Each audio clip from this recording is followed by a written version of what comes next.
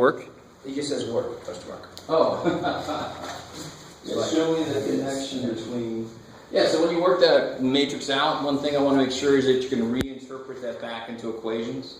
So I at least want to see that displayed as equations, and then it'd be really cool to see some substitution work to show me where those numbers are coming from. Okay. Cool. Just so I know they're not coming from Back in the book. calculator. Back in the book. Yeah. Wolfram Alpha. Something. Anything else from homework? Yeah. You do number 15 on 11.2.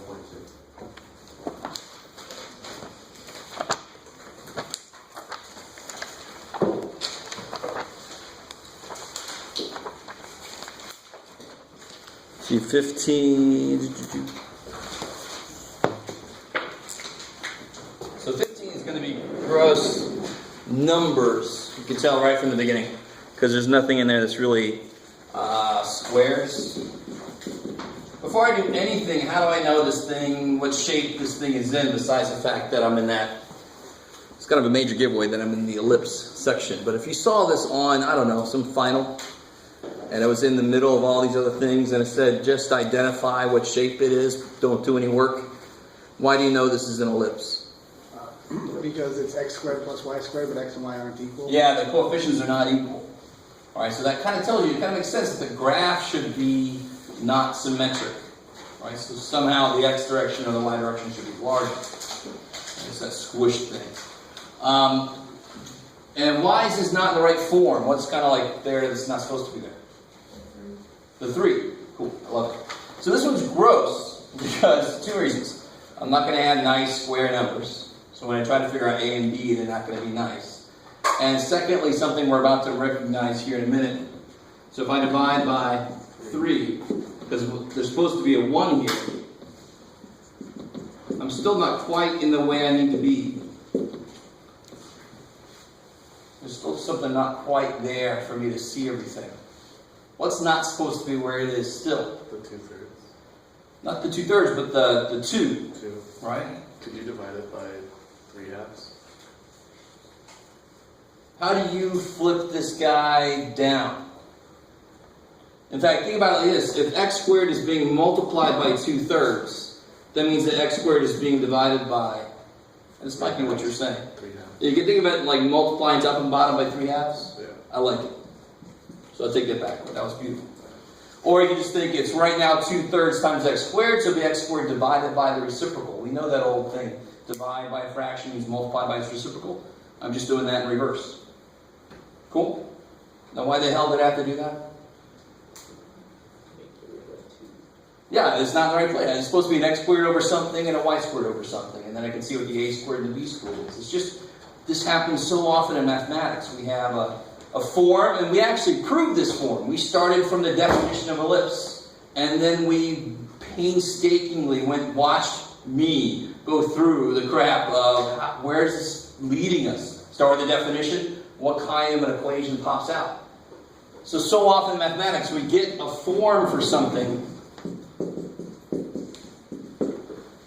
and then if we put it in that form, everything falls into place, but we sometimes, there's a disconnect. We forget where this came from. This came from a definition. This came from really rigorous analysis of what it means to be an ellipse. That's why just pulling that 2 down and making it 3/2, everything's in the right place. So now I've got x squared over 3/2, yeah, plus y squared over 3 equals 1. So a squared is 3/2, good, and b squared is 3. So a is, Root 3/2. I like it, root 3/2, and b is Root 3. root 3. And we don't say plus or minus there because we consider those to be links. So we throw out the negative. But there's a whole other way you can look at this. You can look at this plus minus, the vertices on each side, right? The distance you go from the center in each direction. So there's a lot of different ways you can look at this. Me, I personally don't care about the A and B. I tried to make a point of that last time. The book really, really cares about A and B. Me, I don't care. I just remember that this distance is going to be on which axis? X, that's crazy because it's with the x. Right? How big can x get? I like that question. You basically just answered that question. How big can x get? Yeah, square root of 3 over 2. Right? It can only go that far out, because if x was square root of 3 over 2, this would be 3 halves divided by 3 halves. That would be 1 all by itself, y 0. Anything bigger than 3 and then square root of 3 over 2 is going to make y, this part, have to be negative, and it can't be negative. Thank God we're not graphing complex numbers. Unless you want to. Good. Alright, I'm always open. So now the part that's kind of gross is you just approximate this with decimals so you can graph it, right? When I look at square root of 3 over 2, I don't automatically know where the hell it is on the number line. Right? So what is square root of 3 over 2 roughly? 1.22. 1.22? And of course square root of 3 is about 1.7 something. 1.73. 1.73? Alright, and so you plot those out. All right, those are not the best numbers in the world, but you just give yourself a decent scale to work with, and maybe even draw straight lines. It'd be awesome. So I know I want to go out 1.22 each direction. I want to go up 1.73 and down 1.73. So I can maybe give myself even 0.5, 1, 1.5.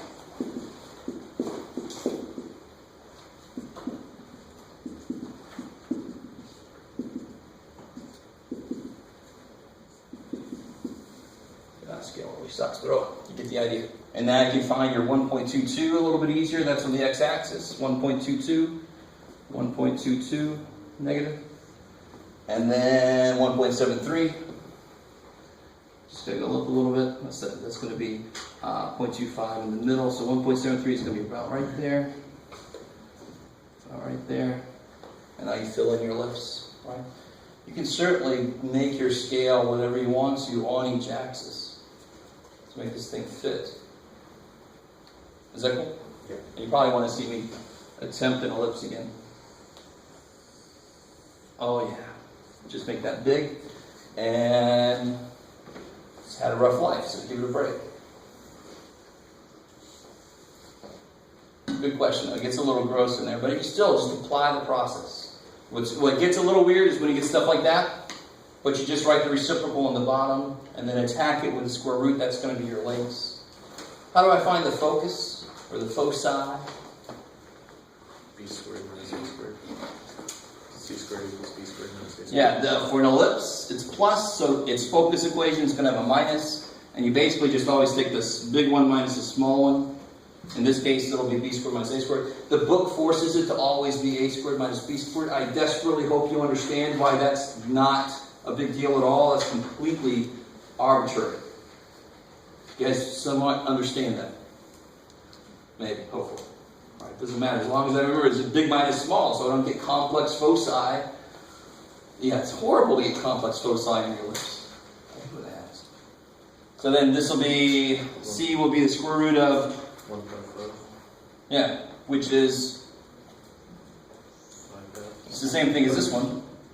Square root of, what did I get? Yeah, 3 halves. It's going to be this, roughly. I like it. But thankfully that's on this axis, so I'm going to go up to 1.2. There's one focus. There's the other focus. It's kind of nifty. Okay. Maybe. All right. So here, this could be. I love this problem. I think I had this problem somewhere in my life. Make it so that the foci and the vertices, if I connected those together, what kind of shape would I have? Circle. A circle. That's neat. I'm sure there's something you call that. I have no idea. Okay. Well, it's just me. Probably it's just me. And there's also, I think in the book they talk about you can have a circle that sits in there that has the same radius as half the minor axis length. That's called the ancillary. I can't remember now. Circle. Right? You have your eyeball sitting there looking at you. Okay. Anything else from homework? Yeah. To do 11.1, number 30.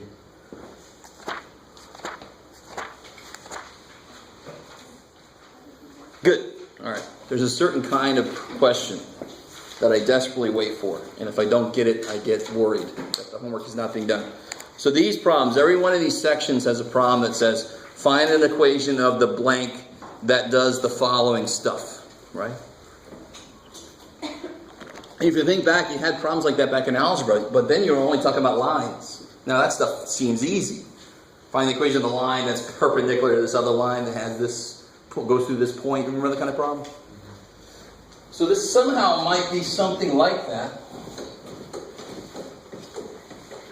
This is problem, I've completely forgot, 30. 11.1, number 30. So in this problem, they say it's a parabola, and I want to know, has its vertex at the origin, and the focus is at 0, negative 1/2.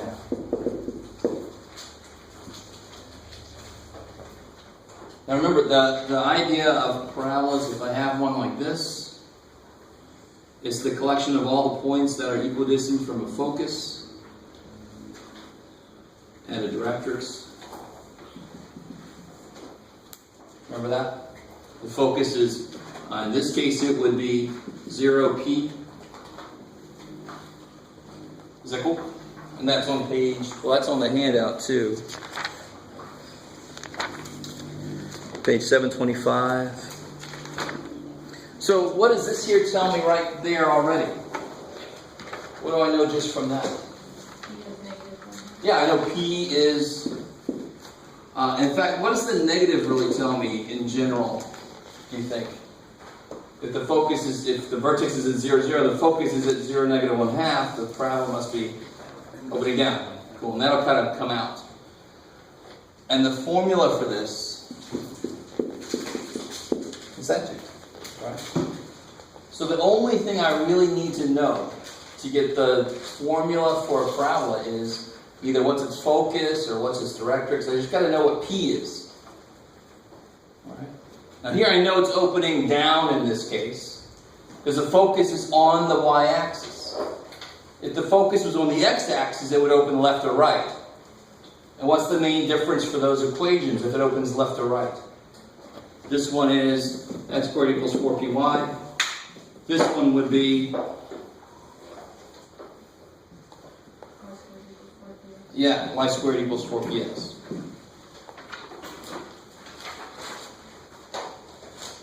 And if you really start to think about what that means, the direction of our axes, completely arbitrary.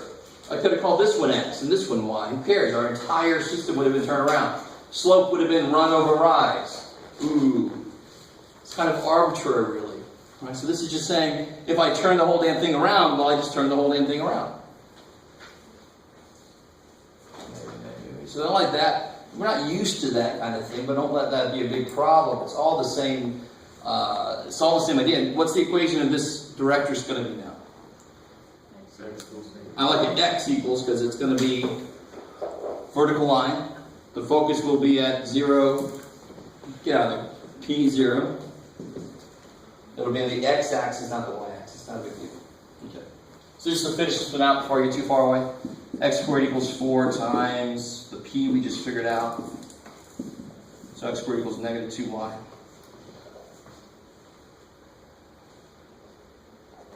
There we go. Now parabolas, of course, we normally look at them like y equals negative 1/2 x squared. That makes more sense to us. Then I can look at that and just kind of know, because that's how we normally work with them.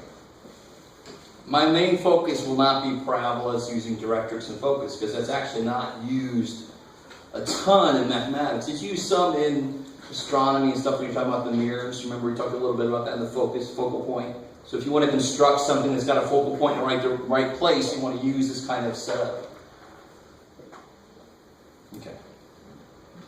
Anything else from homework? There was some, yeah. 45, 11.1. All right, now we're talking. Now we get some freakiness. And this uses something I didn't talk about last time, because I always leave, or sometimes leave something out for you to read on your own.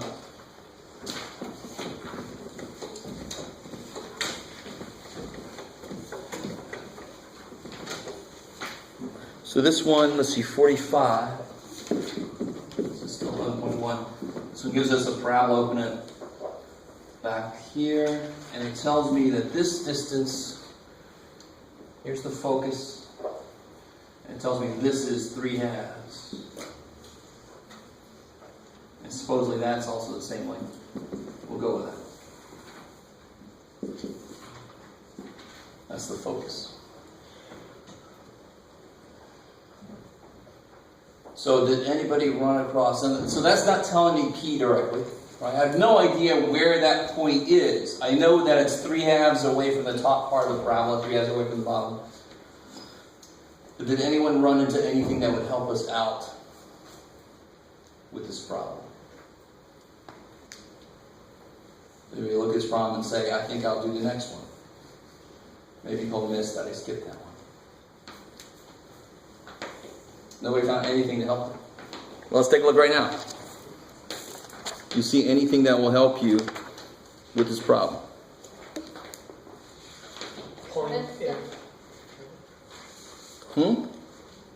Shouldn't the point on the parabola be 3/2 away from the directrix? So if you have, here's your directrix back here. I have no idea how far over this point is. I just know that that point, the focal point, is 3/2 away from either side of the parabola. So it completely depends on how fat the thing is. But the key is it's at the focal point. So somehow being at the focal point and knowing how far away all gives me the equation, because that's all they gave me. So if you look on page 727, at the bottom,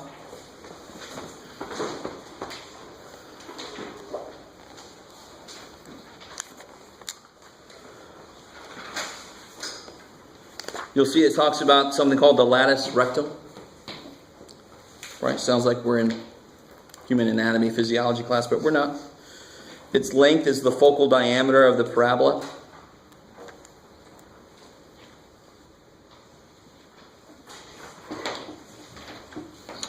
So is this what you're talking about? Something? But not quite, because how far this thing is away from the directrix is actually twice P. Cool.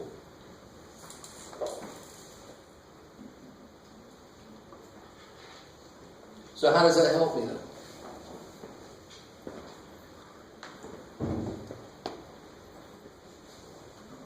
So the cool thing is this and this are the same thing.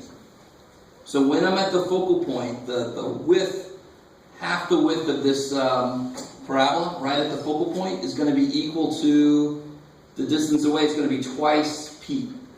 So if I am at the focal point and I know how wide it is right at that point, that is exactly equal to twice the P that I need. There's only one thing I need for an equation of parabola, really, is P.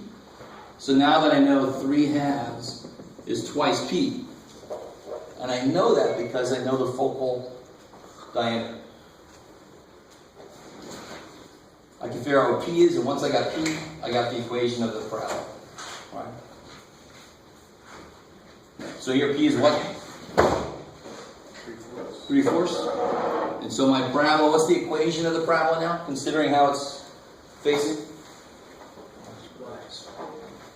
Good. Y squared equals px. I like it. Cool.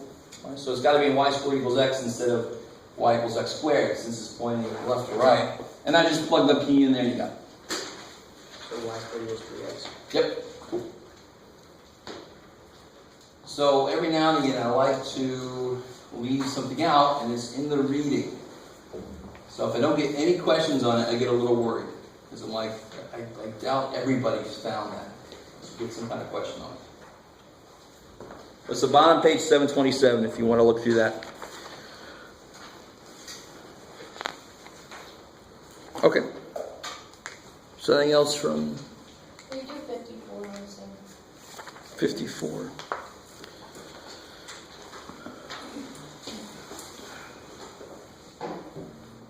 So let's see, a reflector is parabolic in cross section with the receiver at the focus F.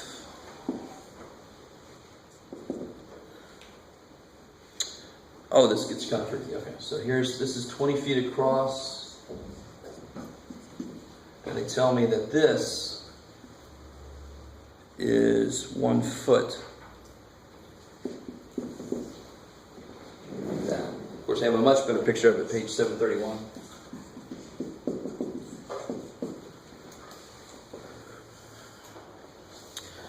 Reflector is 1 foot deep and 20 feet wide. So that depth is really just kind of measuring how curved out that is. Does that make sense?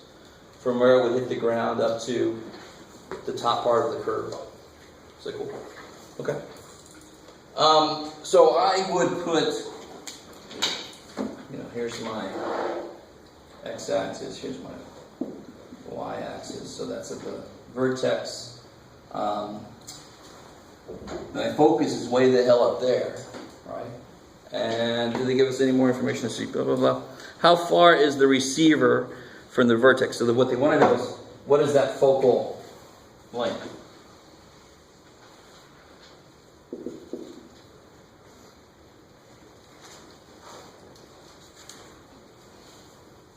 Oops, take that far.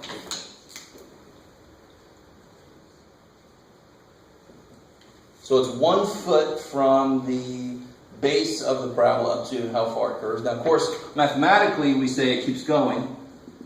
The equation for this would keep going forever. But the part that actually is existing is that part of the equation. Right? We cut the equation off at that point.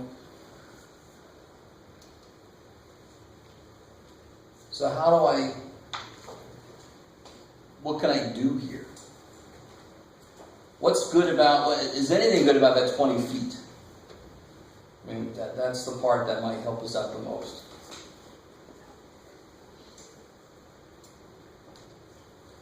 So what you're trying to do here is you're trying to figure out how far it is away. So you're basically doing the same thing you do if you want to try to find the equation.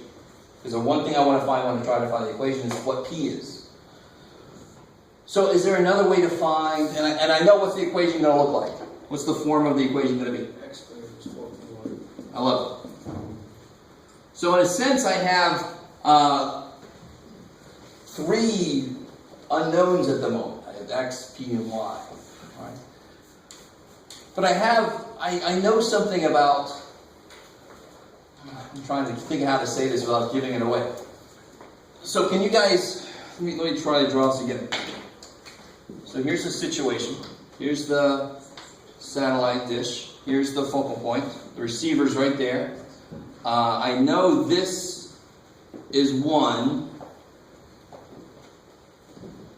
And I know this is 20.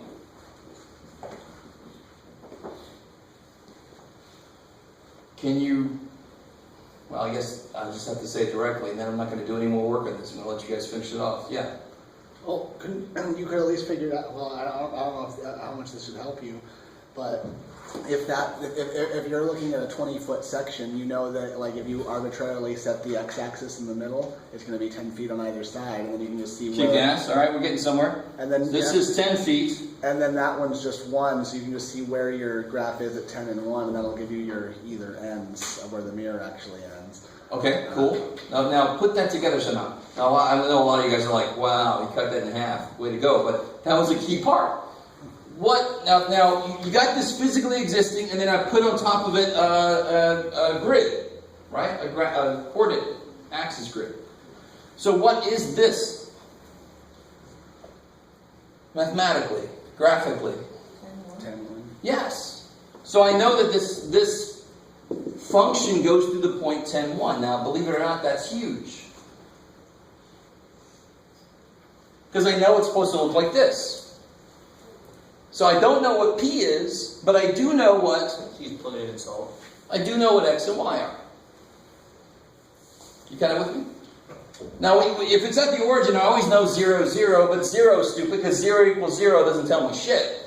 If I know any other point on there, I could plug it in and solve for P.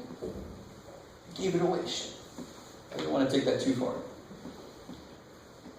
But see, that's a weird thing you got to realize about this problem. If I want to know this length, this is all physical. There's a freaking dish sitting there, and I want to know how far it is to put the receiver so that this is sitting at the focal point. That's a good problem. They've made my curved parabola. That's great. That's awesome. I want my receiver to be in the right place. Because when all the stuff comes in, and when all the light comes in, it's going to bounce back to this point. And if I don't put my receiver at that point, I'm going to get crap. You guys kind of with me? This is a real life problem, believe it or not.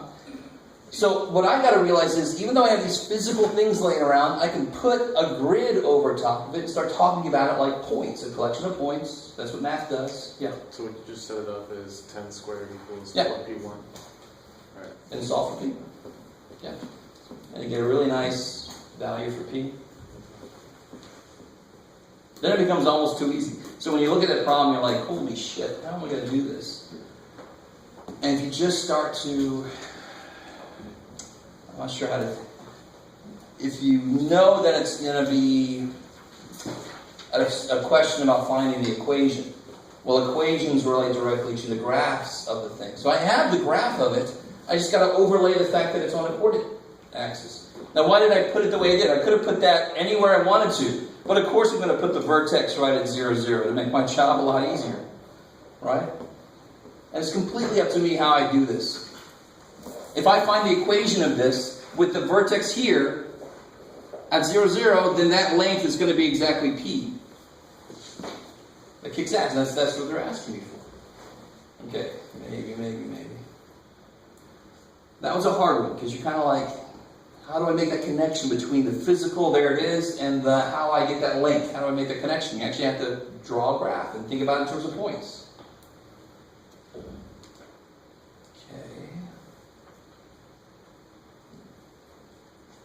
Anything else?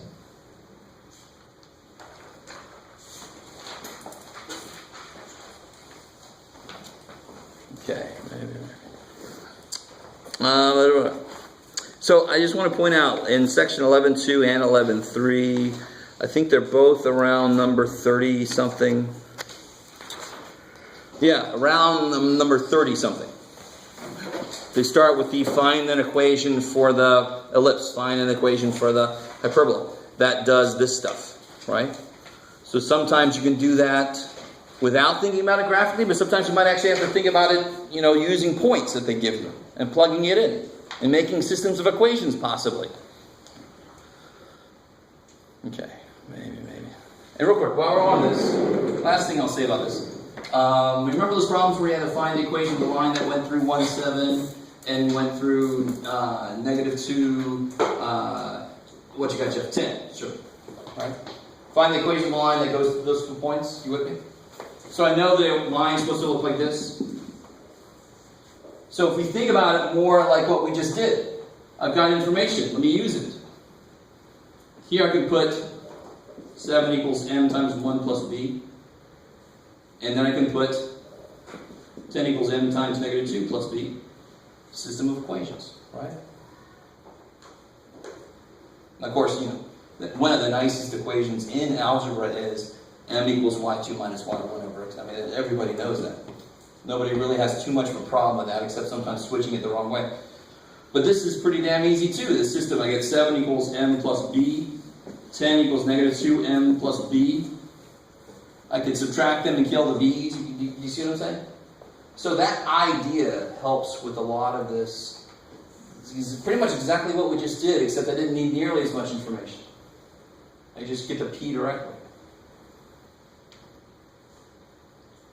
Do you know why? How many variables are there actually in here? I mean, how many unknowns are there officially total? 4.